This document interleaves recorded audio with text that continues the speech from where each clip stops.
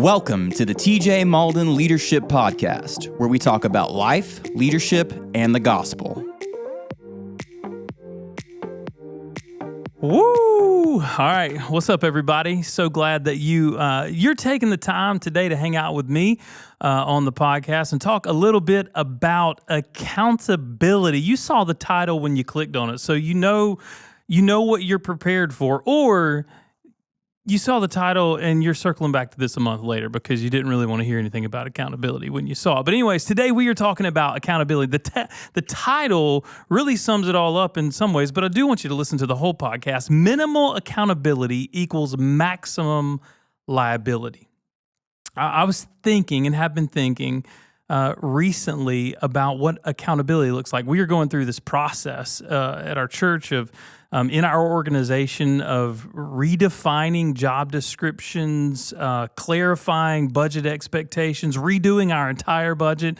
We do that annually, but this year it's just been an entirely different process under a different set of circumstances. So thinking about work hours, vacation, all these different things, I've been in this mindset and framework of accountability. And I'm going to ask you this question, and I guarantee you, if you've ever thought about going to the gym or exercising or losing weight or eating cleaner, even if it's not a weight issue, maybe it's just you desire to eat a little more healthy. Has there ever been a moment, there's been this moment for me, so I'll just tell you about my moment rather than asking the question. There have been moments where I've made these grand declarations like, I am going to start eating better this week. I am going to be on XYZ kind of diet. This is what I'm going to do. And all of a sudden, someone finds me with a honey bun. You know what I mean? Like I've got a cupcake or a honey bun, or like I'm crushing just a regular plain old Coke. You know what I mean? Like when they're crisp out of the can, like, you know, they're 59 degrees right out of the cooler. And it's just like the greatest thing ever. And somebody else say, hey, I thought you were on a diet, or hey, I thought you weren't eating sweets. And my immediate reaction is, well, I mean, this is just my cheat, right? Like this is, I'm just taking a little whatever, blah, blah, blah, blah, blah. Or I'm like, you don't tell me what to do. Like I can eat what I want to eat when I want to eat it, right? Like we are, as humans, adverse to accountability. Now, some people thrive in accountability. Like people can hold themselves accountable, but I don't think anyone is born that way. We are adverse to being held accountable and oftentimes adverse to being held to a standard. And so what I started thinking about, like, I think every person goes through a season in their life or a moment in their life where in some capacity where you may be very disciplined with your diet and exercise, you might not be disciplined with self-care and with rest. And you may be very disciplined in rest, so much so that you need to be more disciplined with your work hours and your effort that you expel. So I think every person, everybody has a moment in their life where they have to evaluate their accountability and they have to ask themselves, okay, is there minimal accountability in some area, and is that opening me up to risk or liability? So you know me, I'm always going to give you some points today. I've only got 7 points, all right? So this is the most points that I've ever delivered to you in a podcast to date, all right? And we've done hundreds of these at this point. So the first point is this: minimal accountability opens the door for idleness. If we are not careful in our lives, you think about this. If you're not accountable, if you don't set up some accountability for screen time, how often do you, and you've heard this word, like just dead scrolling, right? Like just absolute brain rot. Like you're sitting at your desk, or I'm sitting at my desk, and somebody calls and somebody texts, so you pick up the phone, and then you're looking at the phone, and then there's the Facebook ad, and then it's like you're scrolling, and then 5 minutes later you're on YouTube, and you've started these reels and videos, and it's like an hour later you're like, what am I doing with my life? See, when there's not maximum accountability in our life, and it's minimal accountability, even in the little things, there is a temptation to drift towards laziness or towards idleness for some. And this isn't, there's some people that, like I said, that don't struggle with laziness, but when there's not accountability, it can open the door for idleness. And I'm not necessarily sure that idleness and laziness are the same thing, because an idle mind, you might experience an idle mind and be incredibly busy, but you have no accountability. So it takes you down pathways and it takes you to places, and you're absorbing content and you're following reels and you're looking at images, and you find yourself, idleness has taken you down this place to where now you're at risk for compromising your time, or compromising your relationship even, or compromising your spiritual significance that you have in your life and who you want to be for God. So minimal accountability will open the door for idleness, and idleness can create in our hearts and our lives laziness, right? Improper affections for anything and for everything, chasing a million different things. And so it opens the door. When there's no accountability, it opens the door for idleness. The second thing is this: it breeds excuses. When there's no accountability, like when we don't hold ourselves accountable, our knee-jerk reaction to accountability will be excuses. It's always been this way from the very beginning. You guys know this is a Christian podcast. I'm a pastor, so I'm going to take you to the scriptures. But the very beginning of humanity, Adam and Eve are put in this place where like everything is beautiful and they're taken care of, and they are like communing with one another. And the scripture says that they are naked without shame. So like literally everything is as awesome as it can be. And all of a sudden, they're tempted, right? Eve is tempted by the serpent. She eats the fruit, and God shows up in the middle, and obviously Adam eats the fruit with her as well. And God shows up looking for them in the garden, and God's like, yo, Eve, like, surely y'all didn't eat from this tree, right? And Eve's like, the serpent, or the Adam's like, the woman made me do it. And the woman's like, the serpent made me do it. So the moment that accountability showed up in their lives, they were immediately pointing the finger to something and someone else. And I think sometimes if we're not careful, if we allow our lives to be built on minimal accountability, we will begin to make excuses for things in our life. Sometimes there's legitimate deficiencies, but sometimes because of idleness and laziness, point number one, we have pockets of our lives where there's no accountability. And we'll blame the package, the whole box of donuts on a stressful day. We'll blame the supersized meal from McDonald's over not having time to meal prep, right? Like we'll blame our temper and our anger on something someone else said to us. But the reality is we just don't have accountability over our diet. And we don't have accountability over our emotions. And we're not willing to take accountability over these things.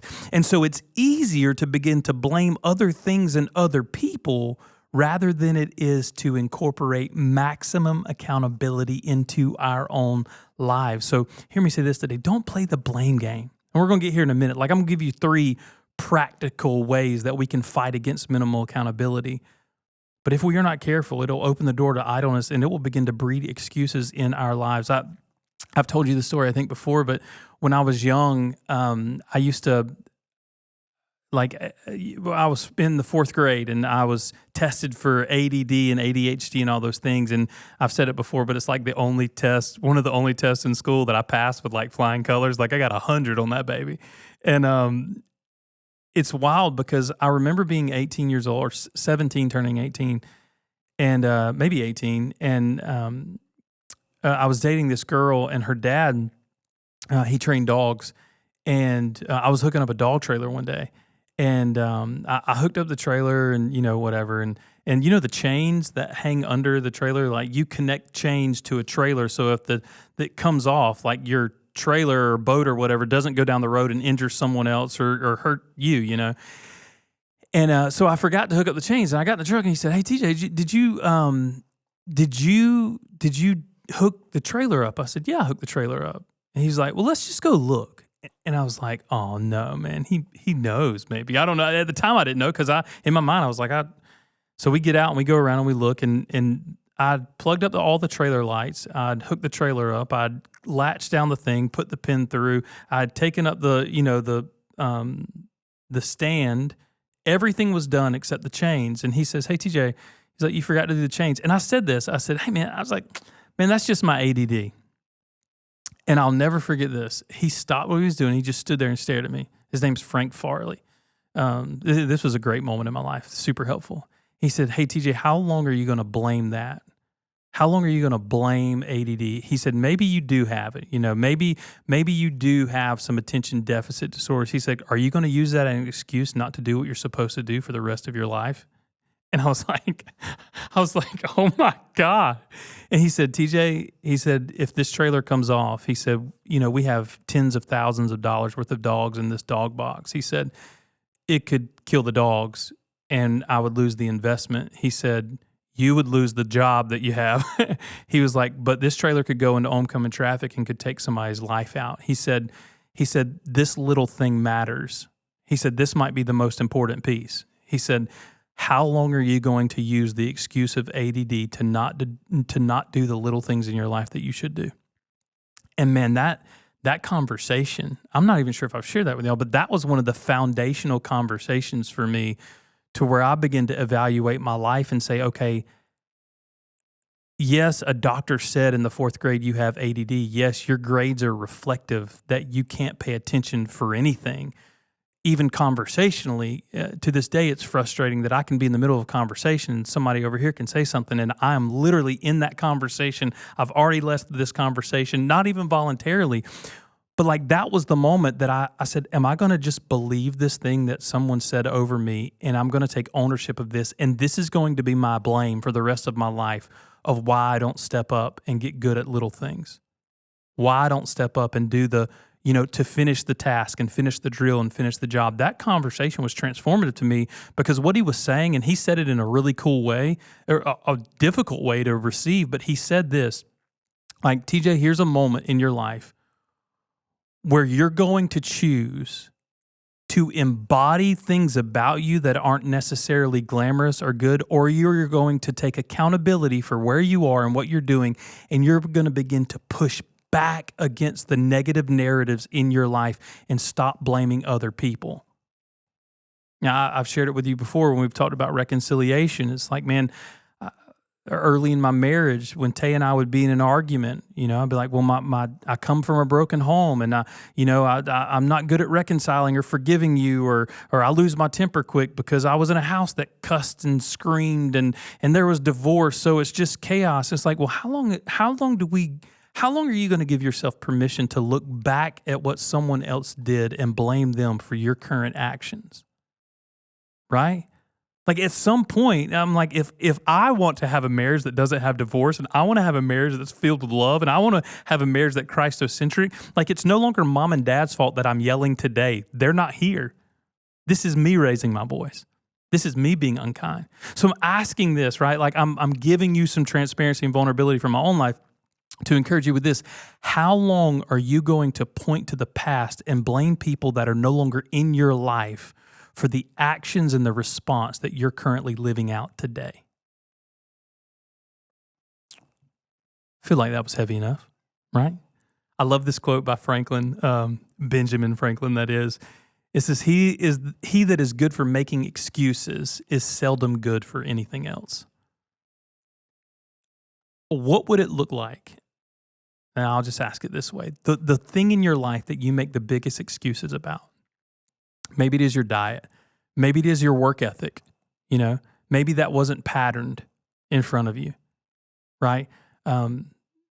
Maybe it's appreciating others. Maybe it's building friendships. Whatever it is that you have no accountability and you've been idle in and you've just been making excuses. What would it look like today to look in the mirror and to only blame one person from this day forward for the outcome?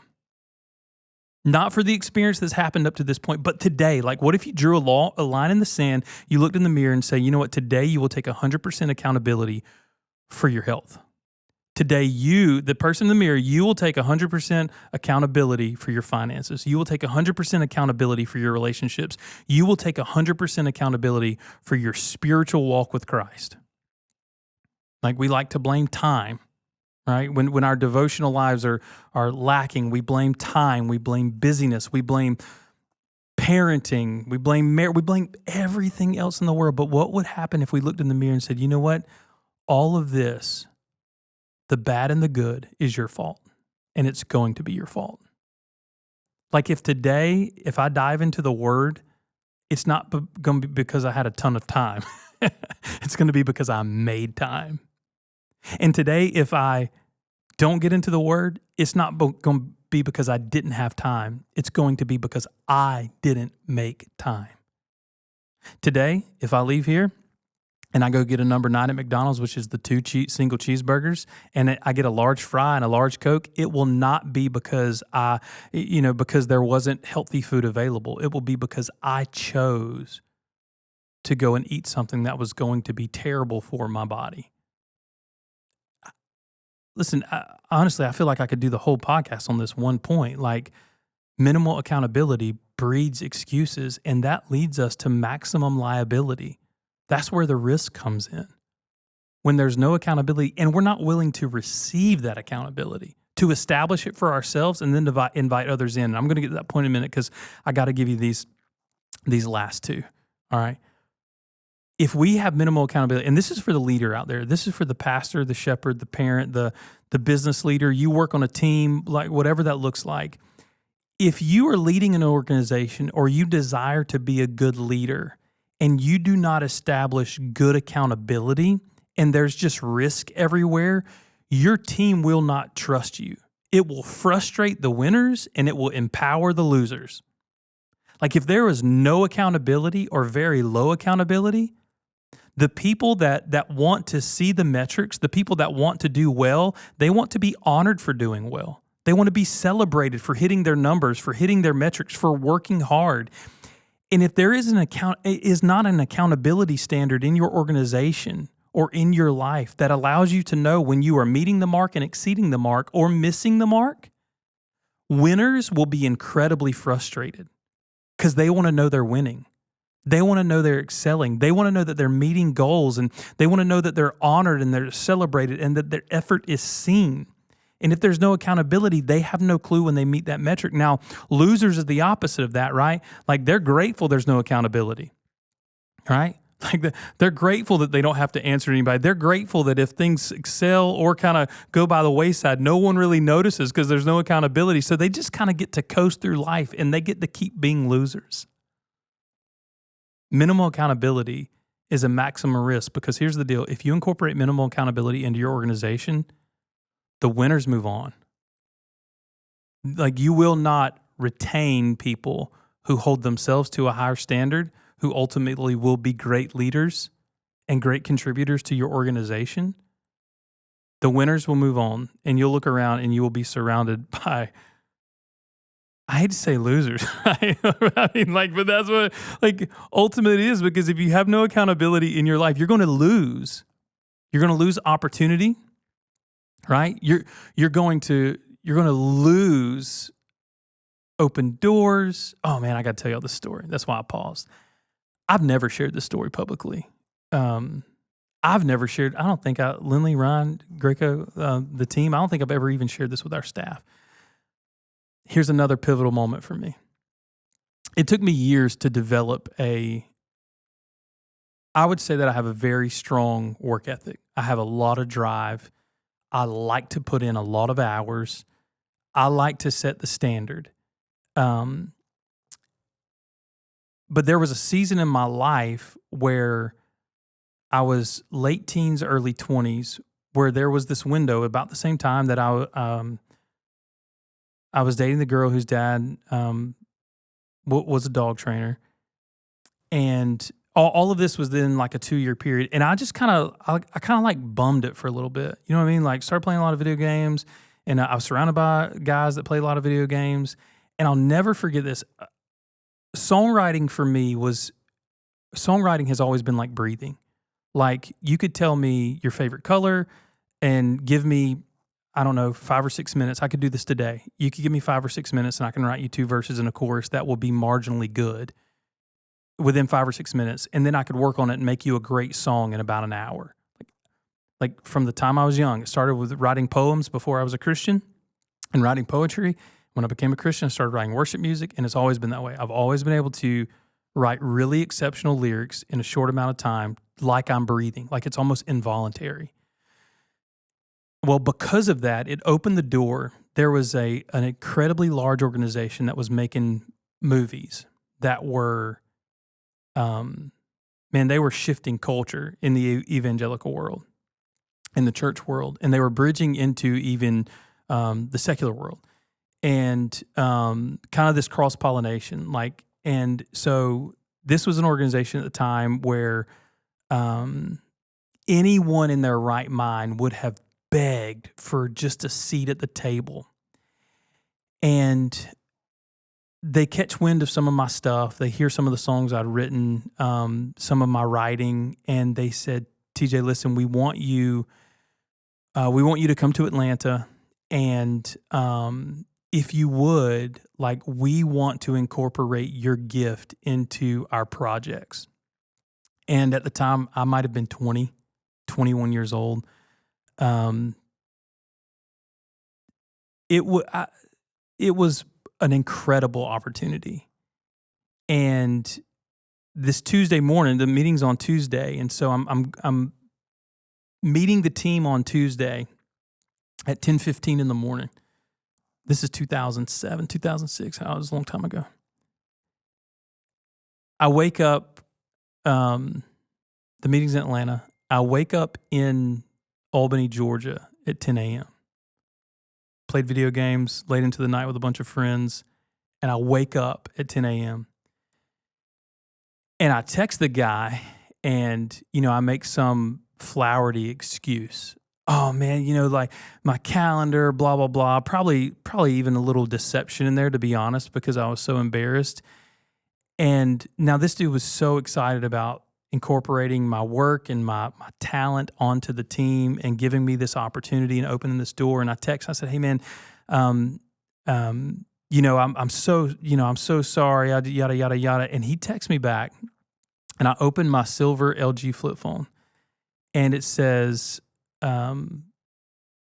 man, the door was open. Thanks for your time, period.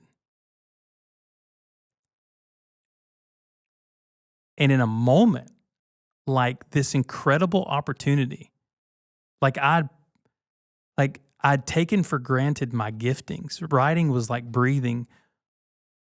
But the small detail of setting, prioritizing this meeting, this was in a season where I was just kind of surfing, kind of floating, not knowing exactly what I was going to do. I had no, very minimal accountability, maximum liability.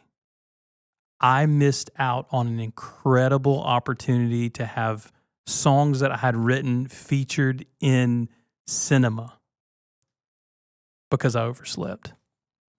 And so you say, TJ, why would you share that with us? Well, 2 Thessalonians 3:10 says, if anyone is not willing to work, let him not eat.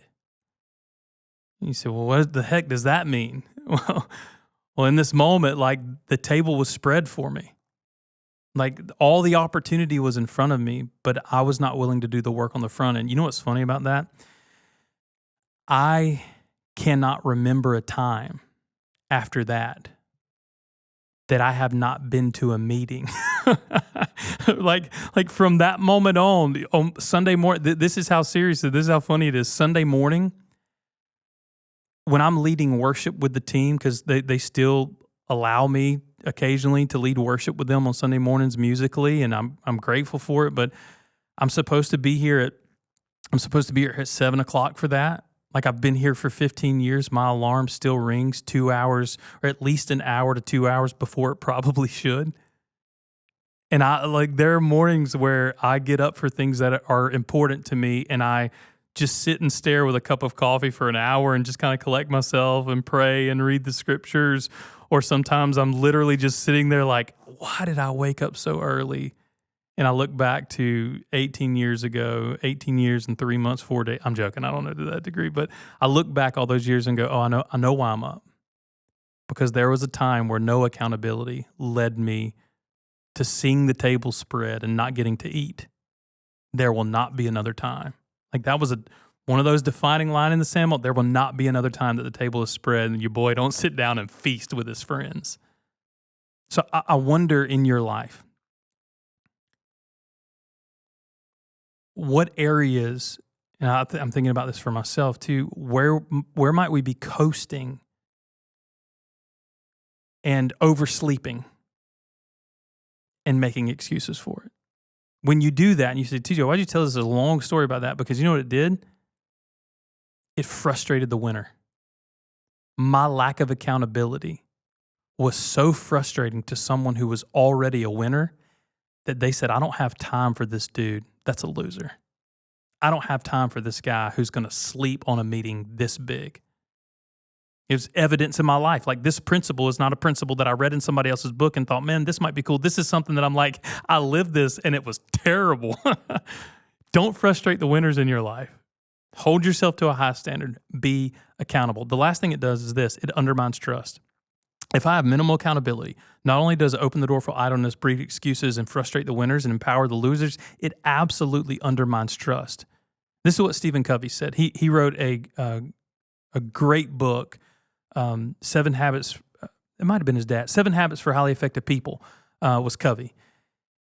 And in that, he said, trust is the glue of life. It's the most essential ingredient in effective communication. It's the foundational principle that holds all relationships. So if I'm not accountable, meaning if I don't establish a standard of accountability and I'm not married to those things and I don't begin to pattern accountability in my life, no one's going to follow me and no one's going to follow you. If I say, hey, this is where we're going and this is what we're doing, and my team has to continually look up and say, wait, he said we were going here and now he's not here. He's nowhere to be found. He said he was going to take his health seriously and honor God with his health this year, and he's binging on honey buns in the foyer. Like, wait, hold on a second. Like, can we really trust him with our lives and with our future and with our giftings? Because here's the idea. Everyone is asking that question intrinsically, whether they know it or not. You're asking that of your spouse. You're asking that of your team. You're asking that of, that is why, think of it this way. That is why when you see professional league baseball players, you see someone hit a home run, the very next pitch, the dugout is cheering on that pitcher who just gave up a home run. You're like, well, why are they cheering him on? Because small mistakes are endurable when you have a pattern of accountability because you've already built the trust with your team. But if you have no accountability, like they've seen this person work, they've seen this person win, they've seen this person succeed, they've seen this person make necessary adjustments where they have failed, I'll follow that guy. Like, he makes a wrong turn. I know at some point he's going to acknowledge the wrong turn and get us back on track. Like, I will follow that guy. But the one with no accountability, the one that's living in idleness or choosing to be lazy, the one that blames other people and never takes accountability for themselves, they undermine trust and no one will follow them. Your team won't follow you. When your spouse might not want to follow you spiritually, right? Your kids will look at an inconsistent mom or an inconsistent dad in life, and at some point they'll begin to say, okay, they say this thing to other people, they do these things, but I don't really see this, so can I really trust them? It will evaporate trust in your life and in your circle if you are not accountable to a standard. And for me, it's the Word of God. Like, I want to be full of integrity. I want to be above reproach. I want to love people the way Jesus called me to love people. And I want to lead I say it this way all the time. I want to love my family. I want to lead my staff. And I want to serve this church. And there are certain things that I'm accountable to, certain standards that I'm accountable to. There's a work ethic. There's a level of excellence that I demand. And not because it's some arbitrary line. It's because it's something that I try to exemplify myself. And I would say this, and I think this would be true for my team. I think my team trusts me because they've seen me live that out. They've seen me in moments where I've totally fumbled the bag, and I have. I've made so many mistakes. They have seen me come to them brokenhearted and say, hey, you know what? I was wrong. I was unkind or I was harsh. But they've also said, man, I think they would say, like, I've seen this dude show up when no one else would show up. I've seen this dude endure and be compassionate and be patient with people that I would have kicked to the curb a long time ago. And so if you want to build trust in your relationships, maximize the accountability. And I'll say this, in your relationships with people, in your relationships with your children, like set the standard of accountability for as high as you possibly can for yourself first. And your standard, and I had somebody write this to me in a letter one time years ago here at church. They're still on staff, but they wrote this letter about 4 years ago, and they said, your normal, essentially this is what it was saying, your normal will become my standard. Like what you do on a daily basis will become the standard. Like that will be what I aspire to. And I think, man, I think about this for my kids. I'm like, the way that I love people, that's the standard that they will aspire to, because that's the level of accountability that they see. The way that I treat their mom, like Cam's looking at me saying, all right, this is how I'm supposed to treat my wife because I've established a level of accountability in my home. My daughter's looking at me saying, okay, this is how a husband is going to, the way that dad talks to mom, the way that dad loves mom, the way that dad writes mom cards or whatever it is, like this is the standard because this is what I'm seeing. So that was a long spiel to just hopefully have you with me say, am I a person that has a high enough level of accountability in my life that people trust me to take them somewhere? And maybe you have that, and praise God. Or maybe you're like me, and there are areas of your life where you say, you know, I could step up the accountability in some areas. I could maximize the accountability so that I minimalize the liabilities, and so that I don't have minimal accountability and maximum liabilities. You say, TJ, is there something that I can do? Is there something practical that I can glean from this, not just a philosophical perspective of accountability and liabilities, but is there something practical that I can do to incorporate into my life to begin to build a maximally accountable life? I'm going to give you 3 things. First one is this: speak it. If you're struggling, I'll say this, if you're struggling with failures and sin and laziness, and people see that in your life and you know you see it, begin to speak that to someone else. James 5:16 says, therefore confess your sin to one another and pray for one another that you may be healed. He said, well, why did he say confess it to one another? I can't forgive your sin.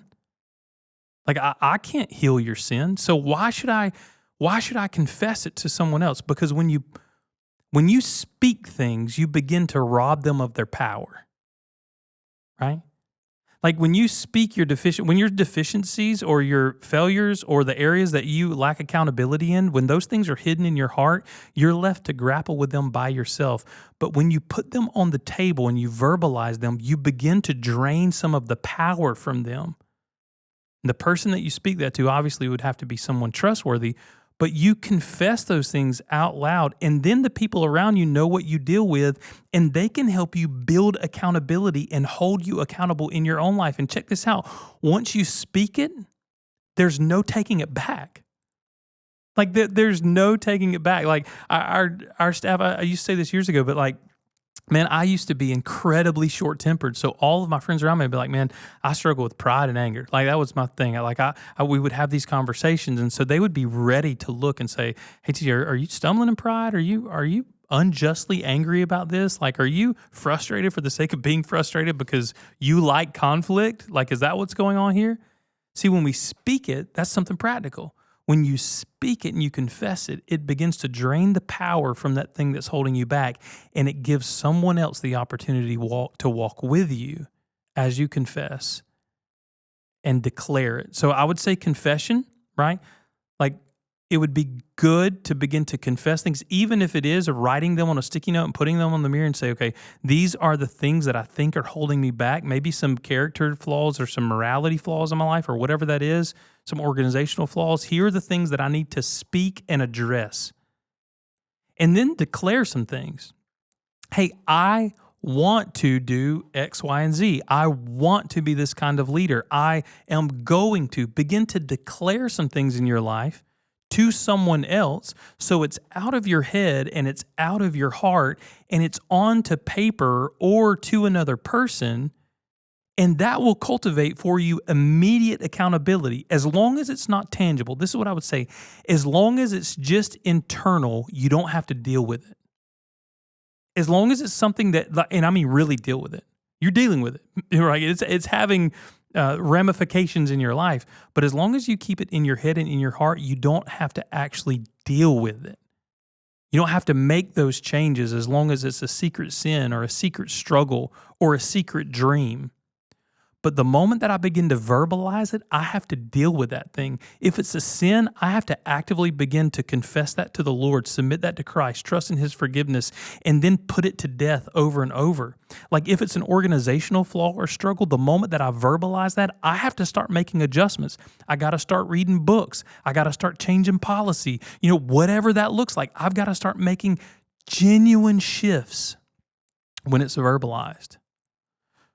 So I wondered, I'll ask this question, and I got two more. I wonder what things in your life you would be bold enough to verbalize today to someone else so that you can increase your own accountability. The second thing is this that you can do. So don't just speak it. Endeavor to share it. I'll say this. You can tell it to somebody. You can talk about it. But then allow someone into the accountability process with you. So you speak it, you confess it, you declare it, but then allow someone into the accountability process with you. So I would say speak it and then share it. Increase the community around you that are that have like-minded goals and ambitions and desires, and people that you know genuinely want the best for you. Like, listen, I've been in some accountability groups before where the person that I was being accountable to, they just wanted to remind me how big of a sinner I was and how much I sucked at life.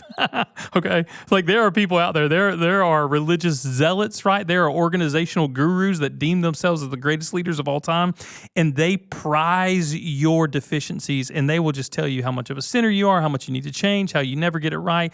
Like, that's not the noise you want to incorporate in your life. You want someone in your life that will look you in the face, tell you a hard truth, and meet you with the grace of God and the love that they have for you to see you grow and change for the glory of God. You only do that by increasing community. I would say it this way too. They help you by becoming boundary keepers in your life. Like genuine boundary keepers. When I'll give you Lindley, she's she produces this podcast. She sets up all the meetings. She writes out our board. She takes the ideas and thoughts and things that I compile, and she organizes them so they're in a talkable form, right? For me to see and to deliver to you. And part of her job here at our church, there was a season to where, because of my 18 to 20-year-old coasting, I was so afraid of going back to be lazy. I got to where I was so in love with the grind and work that I began to neglect my family, and I began to neglect rest and self-care. And so part of Lindley's job, she's my executive assistant. She's the executive assistant to me for our entire church. And so part of her job is, there are times where she literally says, "Hey, TJ, today was a 14-hour day." Like, it's literally on your calendar. You started today at 7 and you've gone now till 9 o'clock with the red door. You're not going to be home till 10. Like, where are we going to write some rest in? Like, she's the one that looks at me and she's like, "Hey, bro, like, November's coming and you said you were going to take," we just had this conversation. Like, is it all right if I say that? We just had this conversation where I'm gone to the mountain. I take off every September. Was it last Sunday that I took off? 2 Sundays ago. And she said, at the beginning of the year, I made this declaration. I said, this year, I'm going to take off at least 5 Sundays from church. And it's really good. It's healthy for pastors. Most pastors should probably take off 10 Sundays. And, some of those Sundays still be present on campus, but have someone else bring the word. It's good. Man, I love sitting under the teaching of the word. But I made this declaration. I was like, obviously, there were years, my first 3 years in the role that I'm in now, I took off 3 Sundays in 3 years. And so now I made this declaration. I realized, like, okay, I haven't incorporated Great Sabbath into my life. And so she came to me last week. She was like, "Hey, I'm looking at the calendar. I'm looking at what's going on. You've only taken off 1 Sunday this year." And I was like, "No, I've taken off 3. She was like, "Well, 1 Sunday you were off from preaching, but you ran a camera so that you could serve with our media team and kind of see the behind the scenes. And there was another Sunday that, you didn't preach, but you led with a worship team." She said, "You've only taken 1 Sunday." And I'm like, and here it is. It's not a pride thing for me to be like, "Oh, I want to be here every Sunday." I love what I do so much, and I love leading this organization that it's sometimes like that love needs to be tempered with wise counsel that says, bro, here's a boundary that you set that you're not keeping. And so you increase the accountability and you share that accountability in your life so that there are other boundary keepers in your life that say, hey, we've got 4 months left in the year. Where are you writing in the Sundays off that you committed to at the beginning of the year? Listen, and as the leader of the organization, you want to be like, wait, I make the decisions here. If I want to take it's like, no. You set a standard. You told our staff it's important to rest, TJ. You've got to model that. And so I'm saying this as someone who's still learning all of these things. Like, I don't, y'all know this, I don't tell you these podcasts because I figured all this stuff out. Like, I'm still learning, and prayerfully, if we're still doing this 10, 20 years from now, like, I'll still be sharing these things I'm learning. But this was a real time in the last 7 days reminder for me that, man, you know what? Allowing some other boundary keepers in my life, like, I got friends, I got colleagues, like, obviously my bride is my number one boundary keeper, like leaning on her and depending on her to be my primary boundary keeper, but then allowing other people strategically in my life who I know want the best for me, for my organization, and for the glory of God. When I let them in, man, it makes my life so much better. It allows me to be truly accountable, and it decreases my liability. You say, well, TJ, why is it a liability? You know, if you're always working and you are grinding, you're doing 70, 80 hours a week, and you're pumping out these sermons and podcasts, and you're preaching 3 or 4 times a week. Why is that a liability? Because there might be a day that if I don't rest and I don't eat and I don't get good sleep, and somebody comes and tells me something about the color of the carpet or a song choice that our worship leader chooses, I might just punch them square in the forehead. Okay, you know what I'm saying? Like that would be, I don't think that's going to happen. Like, it hadn't happened. I've been doing this thing for 20 years, hadn't assaulted anybody else, but I'm like, yeah, but it's like, that's the risk. I know that's kind of jovial, kind of comical, but like, that is the risk. If we don't have these other boundary keepers in our lives, this increased community, like, we could drain ourselves doing the best of things. We could expend ourselves doing the best of things. We could pursue things that are fun and enjoyable. But if there's no boundary keepers, then we have no accountability. The last one is this. And this really kind of sums it all up. Not only do we want to speak our accountability, we want to share those goals, we want to share those boundaries with other people. We want to speak it, and then we want to share them. We want to allow other people into our life, our friends, our colleagues, obviously our families and our spouses. They always come first, but we want to we want to build fences in our lives, right, to keep the goal and the vision and the mission and our health a priority for whatever we're doing. But the last one is this. We recognize that we do all of this to steward the integrity and the legacy of our lives that God has gifted us. Your life, you are stewarding a testimony. You are stewarding a namesake. You are stewarding gifts and talents and futures that don't actually belong to you. They belong to the Lord. And you say, TJ, why should I incorporate these boundaries, speak these boundaries, and share these boundaries? Because I'm stewarding gifts and people and talent and time that do not belong to me. I have to recognize that all of this is from the Lord. Remember, like, listen, if we knew beyond a shadow, like, for me, I worked for King Jesus. Like, his opinion at the end of the day, the opinion of Father God, like, that opinion is the opinion that I live and die for. His worth, his value over me, his declared word over my life is far more important to me than any title, any position, any affirmation, any pat on the back. That is what I live and long for, is to please and honor my Father in heaven.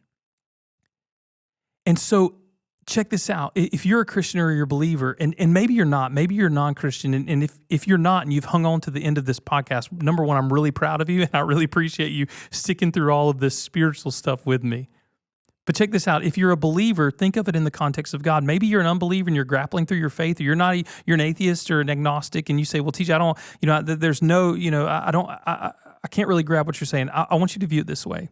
If you're Christian, imagine that, like, God's showing up this, 7 days from now to evaluate the next 7 days of work ethic and integrity and accountability and character that you have. Like, how different would your life be if you man, like the Lord is showing up in person to sit down and we're just going to kind of walk through the last 7 days. Like you'd be setting some boundaries, right? Like you'd be thinking through the things that you're doing and the way that you're talking, the people you're influencing. And listen, if you're listening to this, you're an atheist or an agnostic, or you don't believe, or you're kind of seeking and trying to figure out things. Imagine it to be imagine working for Apple 15 years ago, and Steve Jobs is coming Friday. This next Friday, 7 days from now, Steve Jobs is going to come and he's going to have a conversation with you about your effort and your abilities and your boundaries. Or maybe you like politics, right? And you like geopolitical things. So Winston Churchill is coming in 7 days to evaluate your effort and your energy in your life. Like, think about this. How different would we live? And how greater would our boundaries be? How much seriously would we take our aim for character and integrity and kindness and love and depositing all that we have onto the next generation and creating real legacy if we knew that the master of the house, we knew that the Lord was showing up in just a few days for us to give an account of how we stewarded all of these things, how we stewarded our excuses, how we stewarded our gifts. And you say stewarded, yeah, like it just means to make an account and to keep an account for. So what would it look like to begin to steward your life? God has given you, there's not another you. Listen to this, there's not another you. You have gifts, you have talents, you have relationships, you have opportunities that no one else on this planet can get and no one else will ever get. You will contribute something to this world that got like your fingerprint of contribution no one else will ever give to this world. And God gave your fingerprint to you. Your leadership, your personality, your giftings, your singing voice, your ability to manage an organization, your ability to look at an engine and know how that works and to change the oil and turn the wrench and do all those things. No one else can do it like you do it. And you got to steward it. If you really begin to steward it, all that God has given you, just by nature of taking an account for all that you have in this life, write them out. Sit down with a notebook and just begin to take record, take inventory of your heart. Good stewardship is good inventory. If you really inventory everything you have, your level of accountability will begin to increase because you will see how much you have to be grateful for and how much has been entrusted to you by our Creator. Minimal accountability will always produce maximum liability. But I guarantee, and I can guarantee this, right? This is a 30-day money-back guarantee, right, from the TJ Mullen Leadership Podcast. If you begin to speak accountability in your life, the things that you want to be accountable, but you begin to articulate those things, if you speak those things, if you will surround yourself with some good boundary keepers and you'll begin to share those dreams, those visions, those struggles, those sins, and you allow others to help you be accountable, and then you take accountability and really begin to steward those things, I will guarantee you that your liabilities will begin to decrease. The risk will begin to decrease. The failures will begin to decrease. The stumbling in sin will begin to decrease, and the accountability, integrity, trust, and all the things that comes with that will begin to increase. So listen, look in the mirror today. Choose to speak it. Choose to share, choose to steward. Do not waste your life in liability when you could incorporate some accountability and do great things for God and for the people that you love. Listen, I'm always glad. It amazes me the texts and the emails that myself and our team get and how much that you guys glean from these podcasts. It's a joy of mine to be able to share it with you. Thank you so much. And listen, if this was helpful to you, maybe you thought of someone, I always say it, we joke around and we'll say it around here, like, subscribe, and share. But genuinely, man, give us a like, subscribe to the YouTube channel, share this out on your social media platforms, and email us if you have a question, if there's a topic, even if you just need prayer. If you're like, bro, I have nowhere to start and I need a good book recommendation or some prayer, TJ Mullen Leadership Podcast at gmail.com. We're here for you, and we love you guys. See ya. Thank you so much for listening to this episode of the TJ Mullen Leadership Podcast, where we talk about life, leadership, and the gospel. If you enjoyed this episode, share with a friend. For more content, follow us on Instagram and YouTube. If you have any questions you would like to ask TJ, whether it is about life, leadership, or the gospel, you can email those to tjmaldenleadershippodcast@gmail.com. Thank you again for listening, and we hope you join us again on the TJ Malden Leadership Podcast.